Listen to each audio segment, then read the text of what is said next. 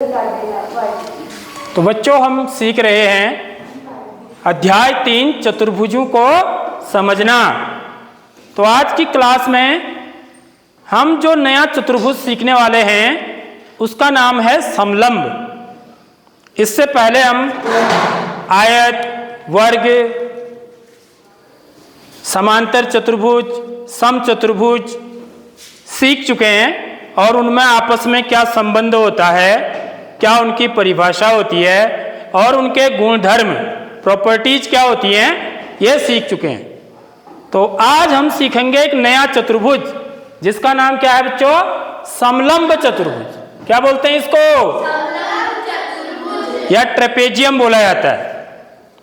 ठीक, तो ये कैसा चतुर्भुज होता है? देखिए यहां पर इसका चित्र बनाया गया है और यदि हम कागज पर बनाएंगे समलंब चतुर्भुज को तो ऐसा दिखेगा आपको। ठीक है, तो किसे बोलते हैं समलंब चतुर्भुज? एक चतुर्भुज जिसमें सम्मुख माने आधा म होगा यहां पर, सम्मुख यानी कि विपरीत भुजाओं का कम से कम, देख लो ये शब्द बड़ा इंपॉर्टेंट है, कम से कम वाला, कम से कम एक युग्म क्या होता है बच्चों? समांतर होता है या समानांतर होता है भी कह सकते हैं। ठीक है, जैसे यहां पर देखिए ये एक समलंब चतुर्भुज है तो इसमें ये वाली भुजा जो है वो इस वाली भुजा के समांतर है। समझ रहे हो बात? लेकिन ये दोनों भुजाएं समांतर नहीं है। ये भी हो सकते थे समांतर, यदि ये भी समांतर हैं तो भी वो समचतुर्भुजी होगा। कम से कम एक जोड़ी का मतलब यह है कि एक जोड़ा तो समांतर होना ही होना है। जैसे यहां पर देखिए इस चित्र में जो भुजा AB है, भुजा AB किसके समांतर है? समांतर के लिए ये प्रतीक होता है। किसके समांतर है? DC के। भुजा DC के समांतर है, लेकिन AD और BC जो है वो समांतर नहीं है। क्यों नहीं है? समांतर हम किनको बोलते हैं? जो रेखाएं आगे या पीछे बढ़ाने पर कहीं भी एक दूसरे से नहीं मिलती है। या फिर हम ऐसे भी बोल सकते हैं कि दो रेखाओं के बीच की दूरी लंबवत दूरी। कैसी दूरी? लंबवत दूरी। लंबवत माने ऐसी दूरी है। देखिए ये यदि ये हर जगह पर समान है, देखो 90 माने यहां 90 अंश का कोण पर, लंबवत दूरी यदि हर जगह पर समान है तब भी वो क्या होती हैं? समांतर रेखाएं होती हैं। ठीक है, यदि मैं यहां पर लंबवत दूरी निकालूं तो यह दूरी देखिए मेरी, यह दूरी और यह दूरी, इनमें अंतर दिख रहा नहीं स्पष्ट? यह दूरी क्या है? कम है, यह दूरी क्या है? ज्यादा है। तो इसका मतलब यह वाली भुजाएं समांतर नहीं है। तो एक तरीका समांतर को समझने का यह भी होता है। ठीक है, तो समलंब चतुर्भुज किसे बोलते हैं? वह चतुर्भुज जिसमें सम्मुख भुजाओं का, ठीक है, यानी कि विपरीत भुजाएं, आमने सामने की भुजाएं का एक जोड़ा, कम से कम एक जोड़ा क्या होना चाहिए? समांतर होना चाहिए। ठीक है, तब हम उसको क्या बोलेंगे? समलंब चतुर्भुज कहेंगे। ठीक है, समझ आ गई बात? अब इसके गुणधर्म क्या होते हैं? देखिए समलंब चतुर्भुज के गुण। समलंब चतुर्भुज एक चतुर्भुज होता है, ठीक बात है। पहला, इसमें सम्मुख भुजाओं का कम से कम एक युग्म, एक युग्म माने जोड़ा, एक पेयर क्या होना चाहिए? समांतर होता है। एक युग्म समांतर पैरेलल होता है। ठीक। नंबर 3, इसके चारों कोणों का योग 360 ही होता है, 360 अंश, क्योंकि चतुर्भुज है तो चतुर्भुज के चारों अंत कोणों का योग हमेशा कितना होता है? किसी भी चतुर्भुज के 360 अंश ही होता है। ये हम पहले पढ़ चुके हैं। उसके बाद क्या है? ये गुणधर्म देखिए, समलंब चतुर्भुज में असमांतर भुजाओं पर स्थित आसन्न कोणों का योग 180 अंश होता है। देखो ये क्या बोल रहा है? असमांतर भुजाएं। तो इसमें असमांतर भुजाएं कौन कौन सी हैं? एक तो AD है और दूसरी कौन सी है? BC है। ये तो समांतर है। समझ में आ रही बात? तो असमांतर भुजाएं ये और ये हैं। तो क्या कह रहा है? ये गुण धर्म बड़ा इंपॉर्टेंट है, समझ लो। असमांतर भुजाओं पर स्थित आसन्न कोण, यानी कि जो एडजेसेंट एंगल माने जो आमने सामने की भुजाओं पर, जो किस पर, ये एक ही भुजा पर जो बने कोण होते हैं, एक ही भुजा पर बने कोण को क्या बोलते हैं हम? आसन्न कोण बोलते हैं। आसन्न कोण किनको बोला जाता है? एक ही भुजा पर बने कोण। तो असमांतर भुजाओं पर स्थित आसन्न कोणों का योग 180 अंश होता है।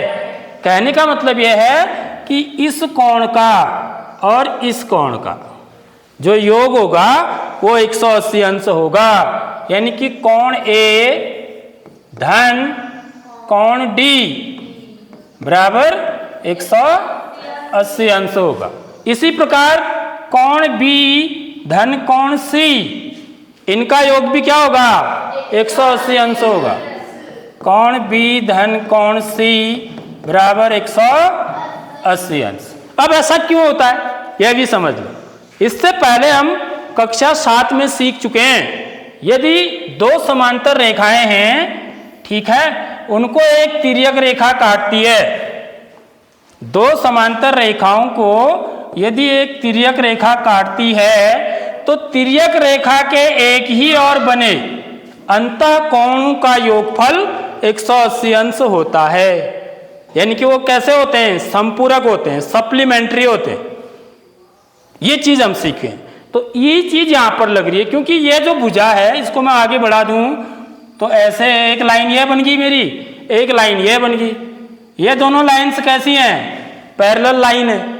और इस लाइन को भी मैं आगे बढ़ा दूं तो ये किसका काम कर रहा है? तिर्यक रेखा का काम कर रहा है। देखो, ट्रांसवर्सल लाइन का, ठीक है। तो ये क्या, ये कोण क्या बन रहे हैं बच्चों मेरे? तिर्यक रेखा के एक ही और बने अंतः कोण है, इसलिए इनका योगफल हमेशा कितना होगा?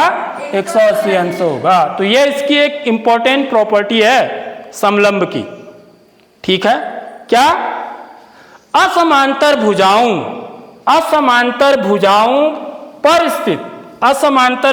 पर स्थित जो आसन्न कोण हैं उनका योगफल कितना होता है? 180 अंश होता है। पांचवा, समलंब चतुर्भुज के विकर्ण एक दूसरे को समद्विभाजित, क्या शब्द होना चाहिए?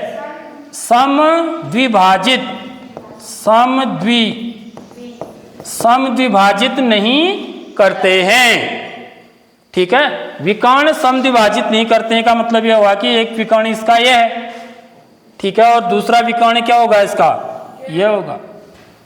तो माना ये विकर्ण दोनों पॉइंट O पर क्या करते हैं? मिलते हैं, ठीक है। तो यहां पर समद्विभाजित न करने का मतलब है कि OA जो है OC के बराबर, OA बराबर नहीं होगा OC के, ठीक है, यह मतलब है। इसी प्रकार OB बराबर नहीं होगा किसके? OD के। मतलब यहां पर वैसे लिखना यह चाहिए था समद्विभाजित, ये तो नॉर्मल समलंब है, ठीक है, लेकिन ये क्या है कि यहां पर लिखना चाहिए कि एक दूसरे को समद्विभाजित कर भी सकते हैं और नहीं भी कर सकते हैं। अभी बताऊंगा मैं ऐसा क्यों होगा। विकर्ण एक दूसरे को समद्विभाजित कर भी सकते हैं और नहीं भी कर सकते हैं, यानी कि समद्विभाजित करना आवश्यक नहीं है। जैसे नॉर्मली जो है समलंब है, यहां पर विकर्ण आप देख रहे होगे, साफ दिख रहा है, ये लंबाई क्या है? ज्यादा है, ये लंबाई क्या है? कम है, साफ दिख रहा है ना। ऐसी ये लंबाई क्या है? कम है, ये वाली लंबाई क्या है? ज्यादा है। तो जो नॉर्मली जो सिंपल जो हमारा ये समलंब है इसमें नहीं करते हैं, लेकिन कर भी सकते हैं। समझ रहे हो बात? कर भी सकते हैं, नहीं भी कर सकते हैं। अभी बताऊंगा इसका रीजन क्या है। सामान्य समलंब चतुर्भुज के विकर्ण एक दूसरे को समद्विभाजित नहीं करते हैं और नहीं आवश्यक रूप से बराबर होते हैं। देखो यहां पर लिख दी इसने ये बात, जो सामान्य समलंब, इसके विकर्ण एक दूसरे को समद्विभाजित नहीं करते हैं और नहीं आवश्यक रूप से बराबर होते हैं, यानी कि बराबर हो भी सकते हैं, लेकिन यहां पर यह बराबर भी नहीं है। समझ रहे हो बात? अब क्योंकि जो है समलंब चतुर्भुज की परिभाषा है बच्चों, देखिए इस परिभाषा पर यदि हम जाएं तो थोड़ा गहराई जाना पड़ेगा, थोड़ा डीप समझना है। तो ये क्या कहता है कि समलंब चतुर्भुज वह चतुर्भुज है जिसमें सम्मुख भुजाओं का कम से कम एक युग्म समांतर होता है। यानी कि दोनों युग्म भी क्या हो सकते हैं? समांतर हो सकते हैं। यदि ऐसा हो सकता है तो इसका मतलब फिर क्या हुआ, जो मेरा आयत है, हमने सबसे पहले क्या पढ़ा है? आयत। तो आयत की जो सम्मुख भुजाएं हैं वो दोनों ही कैसी होती हैं? यदि मैं आयत दिखाऊं आपको, ये देखिए, यह भुजा इस भुजा के समांतर है नहीं है, और ये वाली भुजा इस वाली भुजा के, यानी कि इसके दोनों युग्म कैसे हैं? भुजाओं के दोनों युग्म कैसे हैं? सम्मुख भुजाओं के दोनों युग्म समांतर है। समझ रहे हो बात? ये क्या कह रहा है कि कम से कम एक युग्म समांतर होना चाहिए, यानी कि दोनों युग्म भी क्या हो सकते हैं? समांतर हो सकते हैं, तब भी वो समलंबी कहलाएगा। इसलिए आयत भी क्या है? एक समलंब चतुर्भुजी है। समलंब चतुर्भुज की परिभाषा के अनुसार आयत भी क्या है? एक विशेष प्रकार का समलंब चतुर्भुज है। इसी प्रकार यदि हम वर्ग को देखें, यह मेरा वर्ग है, तो वर्ग के भी क्या है बच्चों? यह भुजा इसके समांतर है और यह वाली भुजा इस वाली भुजा के समांतर है। तो इसमें भी दोनों जो सम्मुख भुजाओं के जोड़े हैं वो आपस में समांतर है। तो इससे क्या सिद्ध होता है? समलंब चतुर्भुज की परिभाषा यह बोलती है कि कम से कम एक जोड़ा समांतर होना चाहिए। ठीक है, मैं यदि आप कम से कम एक का क्या मतलब हुआ? यदि आप बोलते हो कि मैं कम से कम एक रोटी खाती हूं, तो इसका मतलब आप एक रोटी तो खाती हो, दो भी खा सकती हो। कम से कम एक रोटी खाती हूं बोला ना आपने, तो कम से कम का मतलब होता है उतना या उससे ज्यादा, उतना या उससे ज्यादा। तो कम से कम एक जोड़ा कह रहा है, तो एक जोड़ा तो होगा ही होगा, उससे ज्यादा जोड़े भी समांतर हो सकते हैं।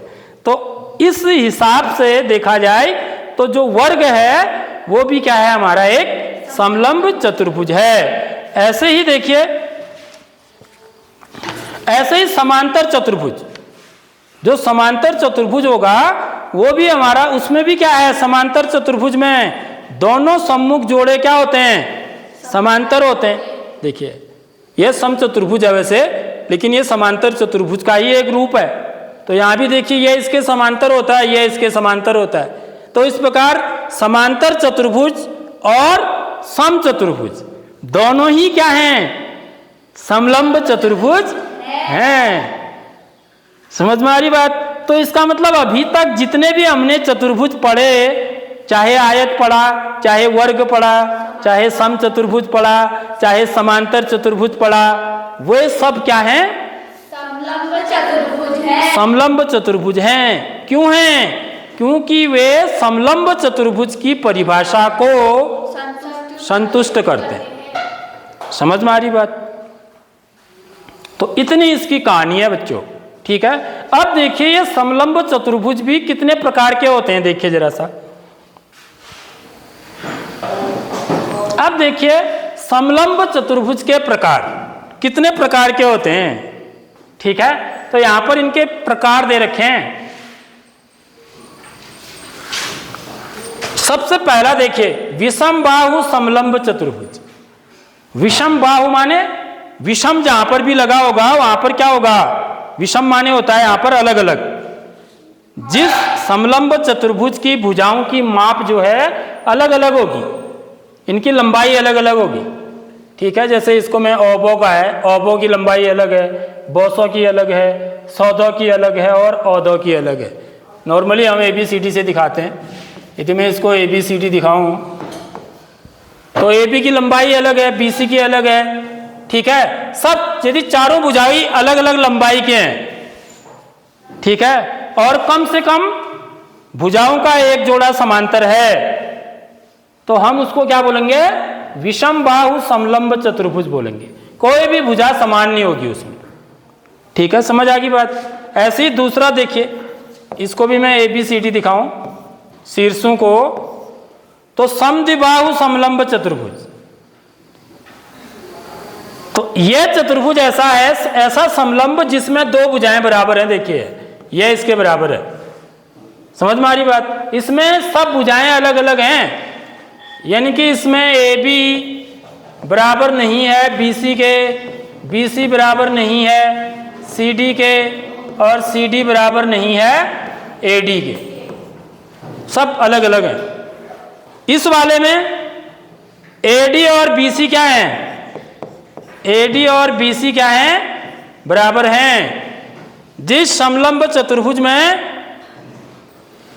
दो भुजाएं बराबर होंगी, ठीक है, उसको हम क्या बोलेंगे, समद्विबाहु समलंब चतुर्भुज बोलेंगे। उसके अलावा कोणों के आधार पर है, देखिए न्यून कोण समलंब चतुर्भुज, दो आसन्न कोण न्यून कोण होते हैं।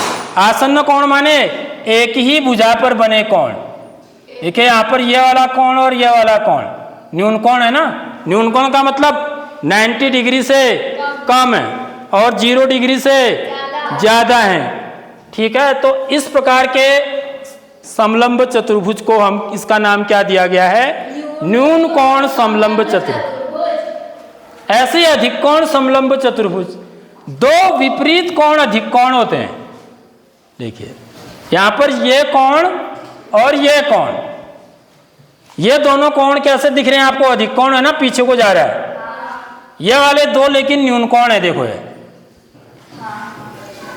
तो। लेकिन एक दो विपरीत कोण यदि अधिक कोण है समलंब चतुर्भुज में, तो उस चतुर्भुज को, अधिक कोण का मतलब 90 अंश से ज्यादा और 180 से कम, तो उस समलंब को हम क्या बोलते हैं, अधिक कोण समलंब चतुर्भुज कहते हैं, ठीक है, समझ में आ गई। उसके बाद आता है एक समकोण समलंब चतुर्भुज। समकोण समलंब चतुर्भुज, समकोण का मतलब हमेशा क्या होता है बच्चों, 90 अंश। तो जिस दो आसन्न समकोण होते हैं, इसमें दो आसन्न कोण, देखो ये वाले कोण जो है ये भी समलंब है ना, क्योंकि ये और ये समांतर भुजाएं हैं, ठीक है। तो यहाँ पर 90 अंश का कोण यदि बन रहा है, ये भी 90 अंश का है और ये भी 90 अंश का है, और ये भुजा के एक ही भुजा पर बन रहे, तो इनको क्या बोलते हैं हम, आसन्न कोण बोलते हैं, ठीक है। यदि इधर इधर बन रहे हैं तो उनको सम्मुख कोण बोलते हैं। तो यहाँ पर दो आसन्न कोण समकोण हैं, तो इस समलंब को हम क्या बोलेंगे, समकोण समलंब चतुर्भुज कहते हैं, ठीक है। आगे बात समझ में। तो बाकी यही चीजें यहाँ पर लिखी हुई है।